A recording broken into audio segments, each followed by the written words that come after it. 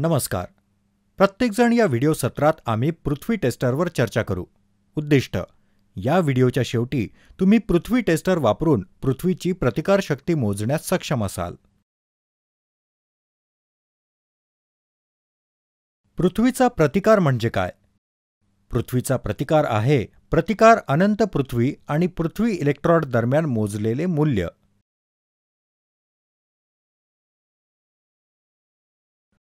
पृथ्वीची प्रतिकारशक्ती का मोजली पाहिजे? जेव्हा जेव्हा विद्युत प्रणालीमध्ये दोष किंवा गळती चालू होते तेव्हा ते मानव आणि इतर उपकरणांच्या संरक्षणासाठी जमिनीवर नेले जाते. फॉल्ट करंट जमिनीवर सहज वाहून जाण्यासाठी पृथ्वीचा प्रतिकार कमीत कमी राखला गेला पाहिजे आणि पृथ्वीचा प्रतिकार कमी आहे की नाही हे वारंवार तपासावे लागेल. जर पृथ्वीचा प्रतिकार निर्दिष्ट मर्यादेपेक्षा जास्त असेल तर गळती करंट किंवा फॉल्ट करंट पृथ्वीवर वाहून जाणे कठीण होईल, जिथे ते मानवांना आणि उपकरणांना विद्युत धोके निर्माण करेल. अर्थिंग विद्युत उपकरणासह काम करणाऱ्या व्यक्तीचे त्यांच्या शरीरातून वाहणाऱ्या गळतीपासून संरक्षण करते. पॉवर सिस्टीमची सर्व उपकरणे पृथ्वीच्या संभाव्यतेवर ठेवल्याने विजेमुळे किंवा स्थिर विजेमुळे अनपेक्षित विद्युत शुल्क पृथ्वीवर पसरले जाते, त्यामुळे प्रणालीचे संरक्षण होते.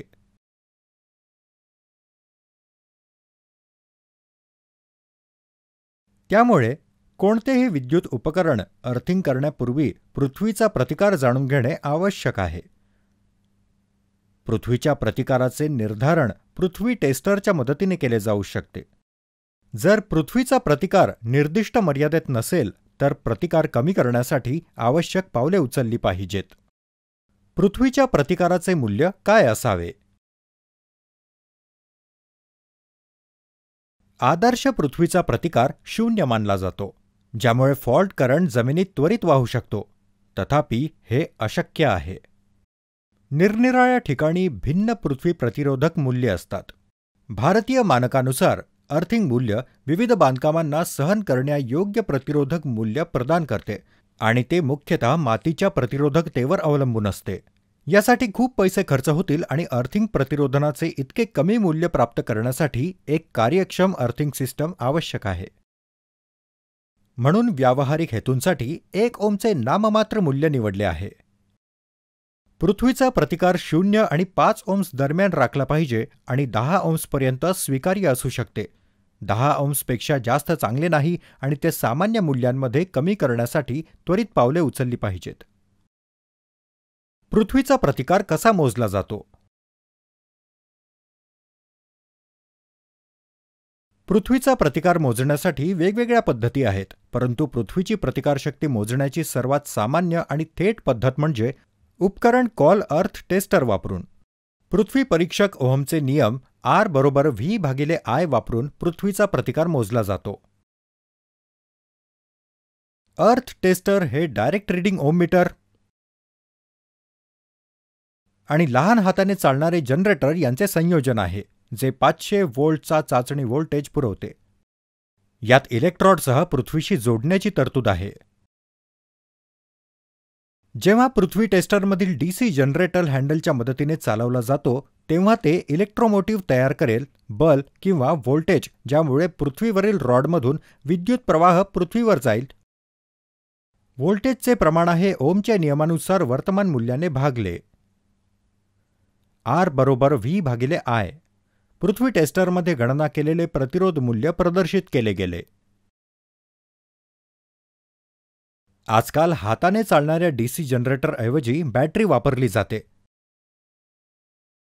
फक्त एक बटण दाबून तुम्ही पृथ्वीचा प्रतिकार मोजू शकता.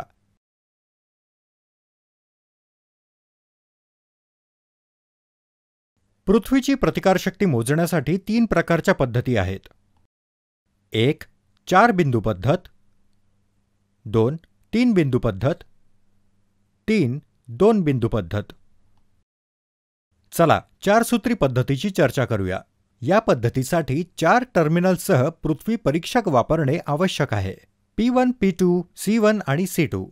P1 P2 दाब किंवा व्होल्टेज कॉईल दर्शवते आणि C1 C2 व्होल्टेज आणि करंट मोजण्यासाठी वर्तमान कॉईल दर्शवते. अर्थ टेस्टरसोबत 3 लोखंडी रॉडही लागतात. रॉडची लांबी 2 फूट असू शकते, ज्याचा व्यास 12 millimetre, 10 metre PVC insulated copper wire, हातोडा आणि मापन टेप असू शकतो. विद्युत प्रणालीपासून अर्थिंग इलेक्ट्रॉड वेगळे करा, ज्यामध्ये प्रतिकार मोजला जावा. प्रत्येक इलेक्ट्रॉड 6 ते 12 इंच जमिनीत समान खोलीवर आणि एकमेकांपासून समान अंतरावर चालवा. पृथ्वीवरील इलेक्ट्रॉडमधील अंतर जमिनीतील इलेक्ट्रॉडच्या खोलीपेक्षा किमान 20 पट जास्त असावे. उदाहरणार्थ, जर प्रत्येक पृथ्वी इलेक्ट्रॉडची खोली 1 फूट असेल, तर इलेक्ट्रॉडमधील अंतर 20 फुटांपेक्षा जास्त असेल. अर्थ रेझिस्टन्स टेस्टरचे वर्तमान टर्मिनल C1 आणि C2 आणि संभाव्य केंद्रे P1 आणि P2 म्हणून चिन्हांकित करा. चारही तारांची लांबी प्रत्येकी 5 मीटर इतकीच असावी. 1 इंचासाठी तारांच्या टोकावरील इन्सुलेशन काढून टाका आणि पृथ्वी टेस्टरमधील 4 terminal C1 C2 P1 P2 आणि C1 P1 P2 C2 या क्रमातील 4 पृथ्वी रॉडमधील चारही तारा जोडा. C1 P1 P2 C2. सामान्यतः टर्मिनल C1 जे अर्थिंग इलेक्ट्रॉडशी जोडलेले असते, ज्याची प्रतिकारशक्ती मोजावी लागते. प्रतिकार तपासण्यासाठी पृथ्वी प्रतिरोधक परीक्षकावर स्टार्ट दाबा. प्रतिकाराची किमान 6 मूल्ये नोंदवा आणि मोजलेल्या प्रतिकाराचे अचूक मूल्य म्हणून सरासरी घ्या.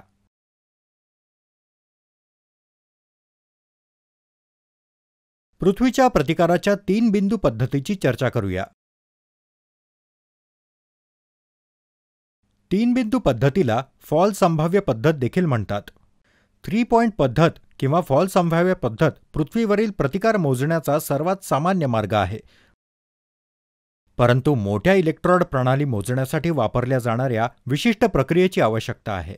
या पद्धतीचा वापर करून पृथ्वीवरील प्रतिकार मोजण्यासाठी 4 टर्मिनल्स C1, C2, P1 आणि P2, 3 उष्णतारोधक तांबे PVC तारा, 1 हातोडा, 3 इलेक्ट्रोड आणि मापन टेपसह पृथ्वी परीक्षक आवश्यक आहेत. इलेक्ट्रिकल सिस्टीममधून अर्थिंग इलेक्ट्रॉड वेगळे करा, ज्यामध्ये प्रतिकार मोजला जावा. अर्थ टेस्टरवर जम्पर वायरसह टर्मिनल P1 आणि C1 दरम्यान एक लहान करा. सध्याच्या टर्मिनल C1 शी मोजले जाणारे अर्थिंग इलेक्ट्रॉड कनेक्ट करा. उष्णतारोधक तारांचा वापर करून P2 आणि C2 टर्मिनलसह इतर 2 रॉड कनेक्ट करा. आता C2 संदर्भ रॉड शक्य तितक्या चाचणी अंतर्गत इलेक्ट्रॉड C1 पासून सरळ पृथ्वीवर चालवला जातो. संभाव्य संदर्भ P2 नंतर पृथ्वीवर बिंदूच्या सेट संख्येवर साधारणपणे C1 आणि C2 मधील सरळ रेषेवर चालवले जाते. बिंदू C1 आणि C2 मधील अंतर निर्धारित करण्यासाठी मोजमाप टेप वापरा. पृथ्वीच्या वर्तमान इलेक्ट्रॉड C1 पासून संभाव्य इलेक्ट्रॉड P2 61.8% अंतरावर ठेवा. C1 आणि C2 टर्मिनल्समधील अंतर 10 फूट असल्यास C1 आणि P2 टर्मिनल्समधील अंतर 6 फूट आणि 1 इंच इतके निश्चित करा. स्टार्ट दाबा आणि प्रतिकार मूल्य वाचा. हे चाचणी अंतर्गत ग्राउंड इलेक्ट्रॉडचे वास्तविक मूल्य आहे. संभाव्य इलेक्ट्रॉड P2 इलेक्ट्रॉड C1 पासून 10 फूट दूर हलवा आणि दुसरे मोजमाप करा. संभाव्य इलेक्ट्रॉड P2 10 फूट इलेक्ट्रॉड C1 च्या जवळ हलवा आणि तिसरे मापन करा. इलेक्ट्रॉडच्या प्रतिकाराची गणना करण्यासाठी 3 मोजमापांची सरासरी वापरली जाऊ शकते. 2 बिंदूंच्या पद्धतीवर चर्चा करू. द्विबिंदू पद्धतीला मृत पृथ्वी पद्धत असेही म्हणतात. द्रुत चाचणीसाठी द्विबिंदू पद्धत सर्वात प्रभावी आहे. ग्राउंड रॉड किंवा इलेक्ट्रॉड ड्राईव्ह शक्य नसलेल्या भागात ही पद्धत लागू आहे. या पद्धतीसाठी समान 4 terminal C1, C2, P1, P2 पृथ्वी परीक्षक घेतले जातात. या पद्धतीमध्ये P1 आणि C1 टर्मिनल्स एकत्र पृथ्वी इलेक्ट्रॉडशी जोडलेले आहेत, तर P2 आणि C2 टर्मिनल्स एकत्र वेगळ्या धातूच्या ग्राउंडेड पॉइंटशी जोडलेले आहेत. पाणी पाईप किंवा बिल्डिंग स्टीलसारखे. स्टार्ट दाबा आणि पृथ्वी टेस्टरकडून प्रतिकाराचे मूल्य वाचा. अचूक रीडिंग मिळवण्यासाठी पृथ्वी इलेक्ट्रॉड दुय्यम ग्राउंडिंग पॉइंटपासून त्याच्या प्रभावी क्षेत्राच्या बाहेर असण्याइतपत दूर ठेवले पाहिजे. 3 पॉइंट पद्धत डेड अर्थ पद्धतीपेक्षा अधिक अचूक आहे, जी ग्राउंड रेझिस्टन्सवर वाचन मिळवण्याचा सर्वात सोपा मार्ग आहे.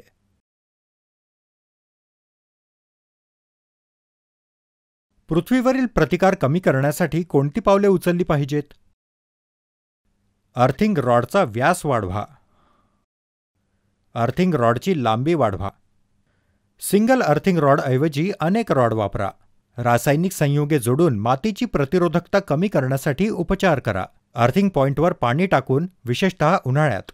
एकाच 5च्या प्रमाणात मीठ आणि कोळसा टाकून. नट आणि बोल्ट सोल्डरिंग किंवा वेल्डिंग. मला आशा आहे की हा व्हिडिओ पाहिल्यानंतर तुम्ही पृथ्वी टेस्टर वापरून पृथ्वीची प्रतिकारशक्ती मोजू शकता.